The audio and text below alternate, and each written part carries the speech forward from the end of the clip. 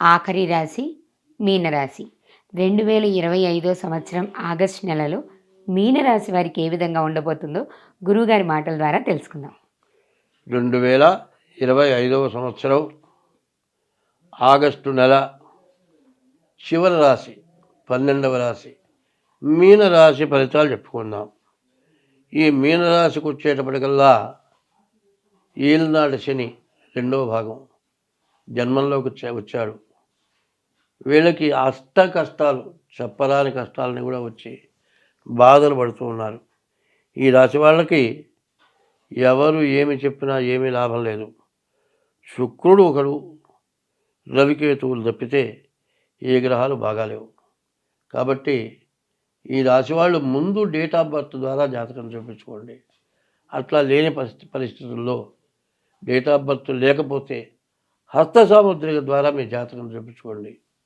ఎందుకంటే జన్మంలో వచ్చిన శని వల్ల కోలుకోకుండా పూర్తిగా నష్టపడిపోయిన వాళ్ళు చాలామంది ఉన్నారు.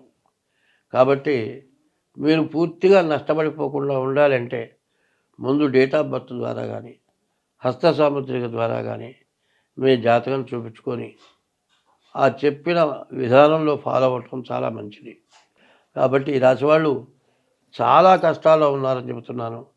కాబట్టి ఎక్కడ డబ్బుకు ఆశపడి ఆస్తులు తాకట్లు పెట్టుకొని విపరీతమైన వడ్డీలకు ఆశపడి, మరి మీటర్ వడ్డీలు అంటారు, ఇట్లాంటి టైంలో కష్టదశలో లాభాలు పొందేవాళ్ళు, ఆస్తులుగా చేసేవాళ్ళు మీ వస్తువులు బంగారం తాకట్టు పెట్టుకొని మీకు కాకుండా పోయే పరిస్థితి వస్తుంది. కాబట్టి మీరు జాగ్రత్త పడమని చెబుతూ ఉన్నాను.